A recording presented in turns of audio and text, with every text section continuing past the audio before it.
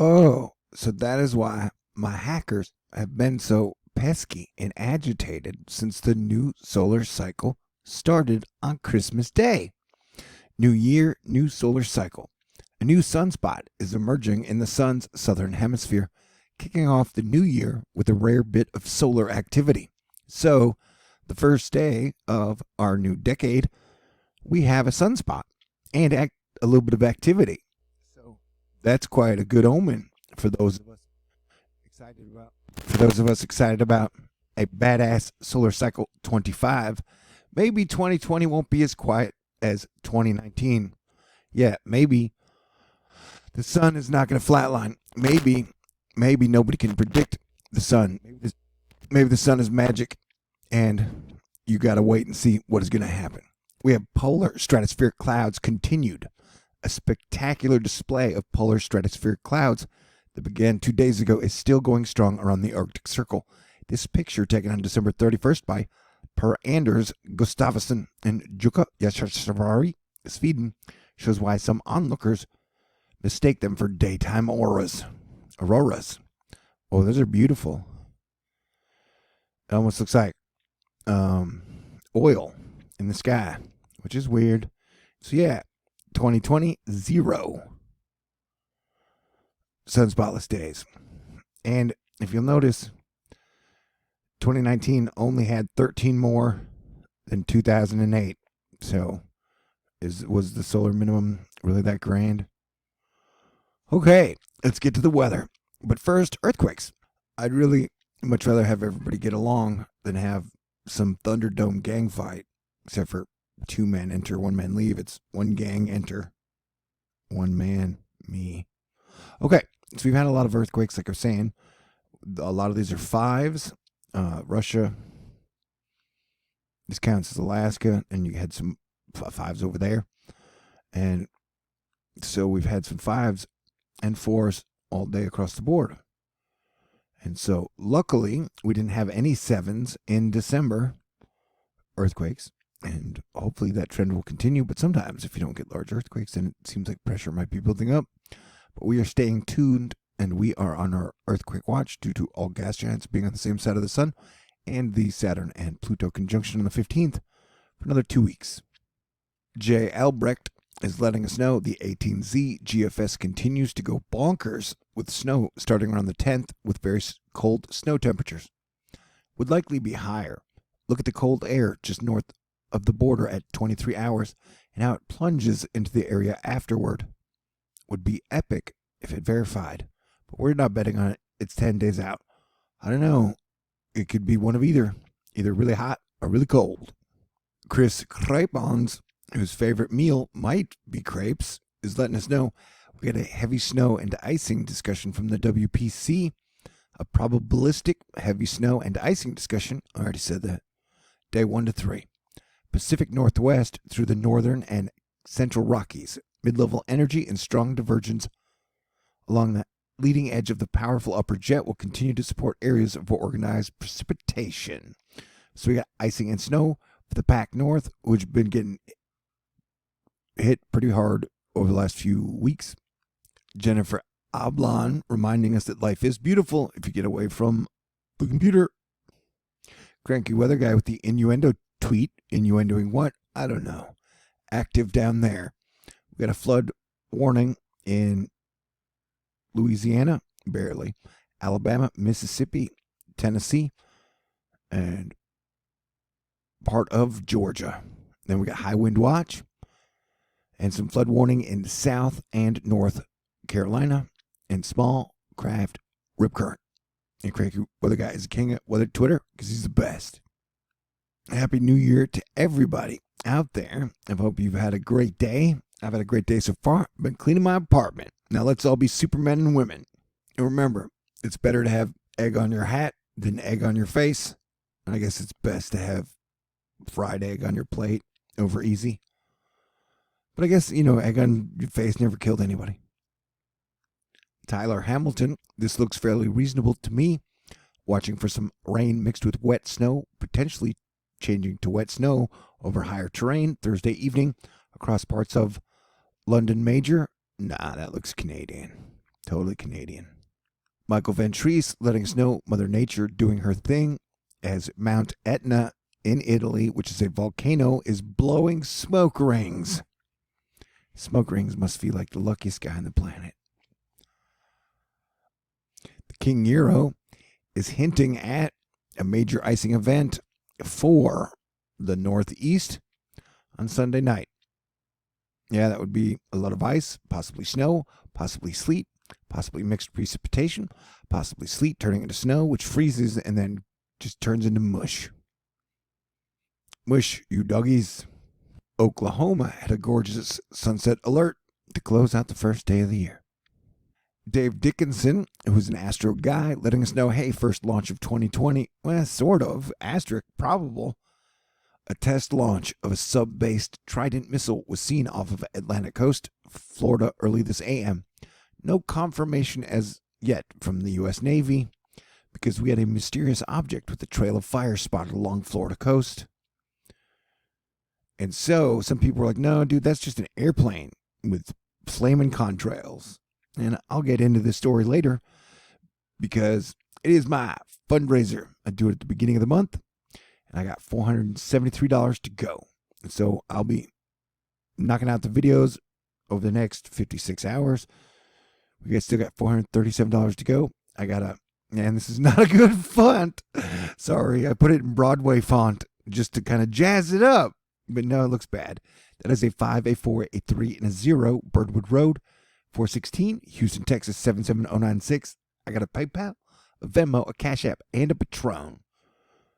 Well, thank you again to FaZe, Jean-Luc, Athena, Chris, MP, Leanne, Robert, Lynn, Light Soul, Cody, Andrew H., John, and Debbie. Y'all are amazing, and I appreciate everybody's love, support, and prayers. You guys are great. You guys are fantastic. Will THORnews make it in 2020? I sure hope so.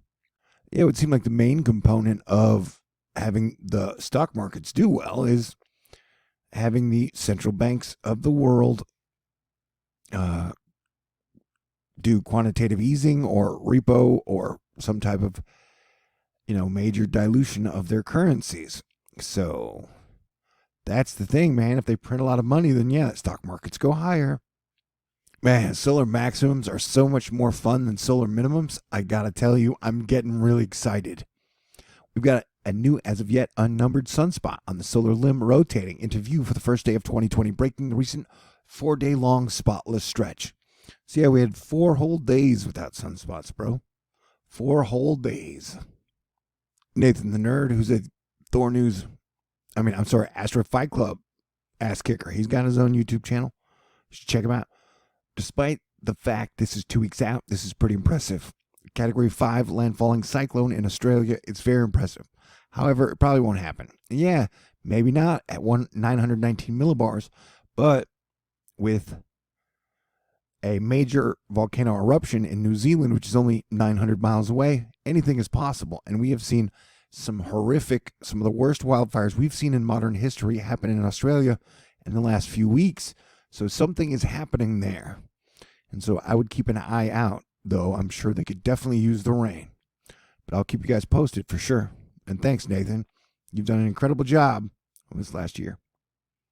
I'm pretty sure this is from that crazy All Your Base Belong to Us video game. And it said the year is 2020. Civilization has progressed little in the last 20 years. And that's what I've been saying. Like, it's like we've been stuck in the mud, or stuck in the quicksand, or stuck in the television, smartphone. We got gusty winds popping and pumping through California and Los Angeles this afternoon through Thursday. We're talking about gusts possible 40, 50, even 60 miles an hour, but not purple 60, more like, at best, 60, which is what? Cranky Weather Guy had a minute, so he made it look pretty.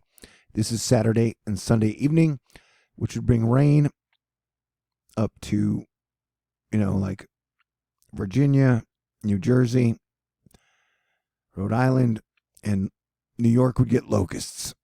And then rain ending and snow would be for the other people, and then mostly snow is mostly up north. So, Katya, wear your locust boots, whatever that is. We're definitely watching for a flash flood situation unfolding in Tennessee, Alabama, and Mississippi. Parts of your states could get 3 to 5 inches of rain with fast storms. Flash flood threat, please tag someone who needs a heads up. So I'm tagging all you mofos out there. If a flash flood warning is issued, avoid driving if you can. Most deaths in flash floods happen in cars. So turn around. Don't drown.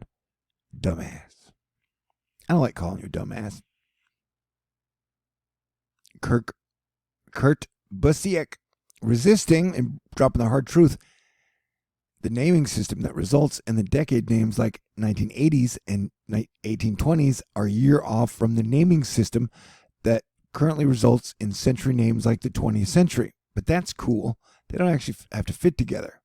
In addition, the 2020s are a decade and begin in 2020.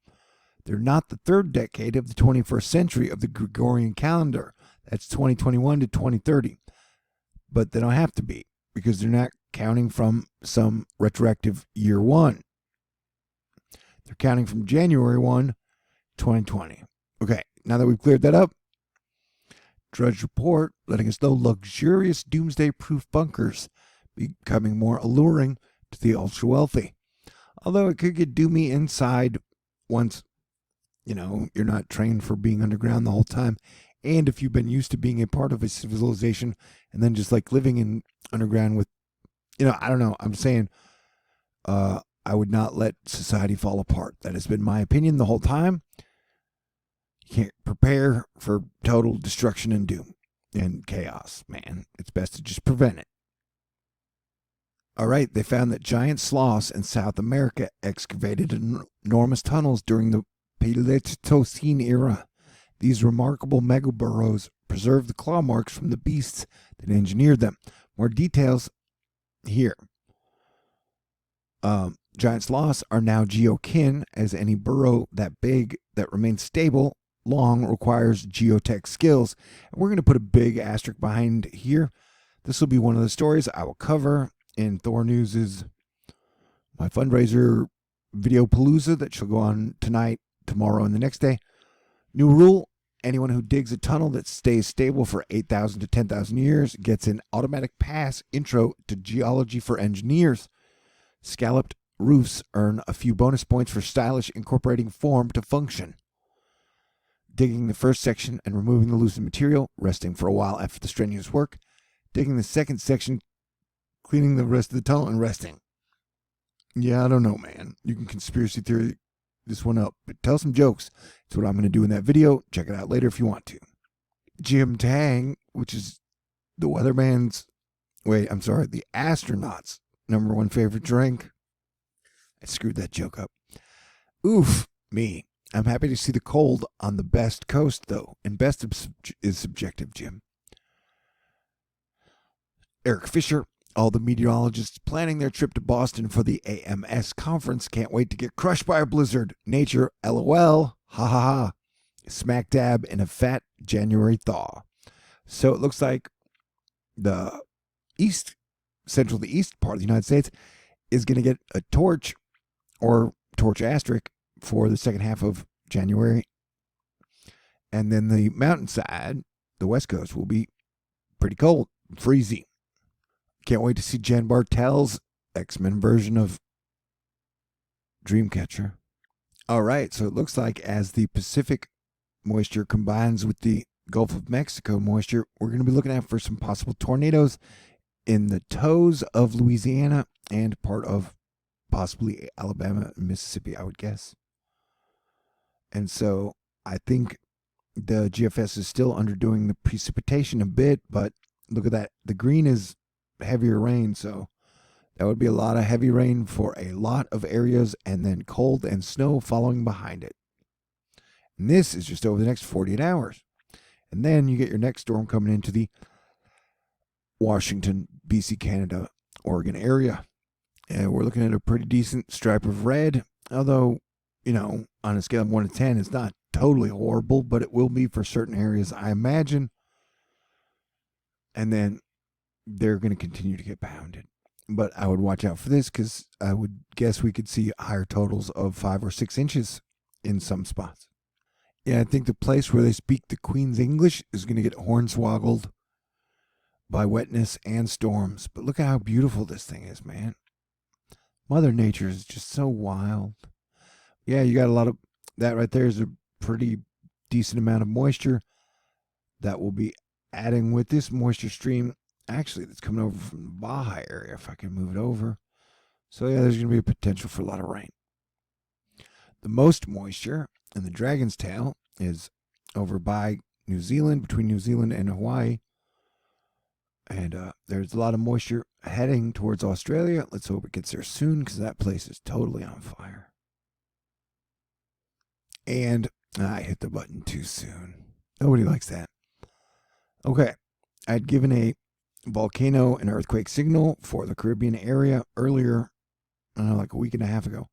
And someone said this is just temperature or dryness. And I'm like, I know, but either way, when it shows black on this map, you get volcano activity or earthquake activity somewhere near it about 30 to 40% of the time. And seeing as how we've had like over 400 earthquakes in the last week around Puerto Rico that were bigger than a 2.5 magnitude or more, we're going to stick with our big watch for Puerto Rico. If I had to pick one spot that was in the most danger right now of possibly a larger earthquake, it would be a guess, but I would guess Puerto Rico. I don't ever remember seeing moisture coming from the tropic into Africa. That's weird. That's really weird. All right, this seems weird too because this is coming out of here. And then this is moving east, and then that's just moving, it looks like straight south. None of those seem to be. Oh, what is happening? What is happening? None of them seem to be making a whole lot of sense. That is crazy, man. Yeah, man, we had cloud cover all day, the first day of the year in Texas. And that looks like it is going to spin up quite a bit of moisture for a lot of people. Yeah, that whole atmospheric situation looks crazy. What is going on, man? 2020, it's going to be wild. All right, I'm giving you more bang for your buck.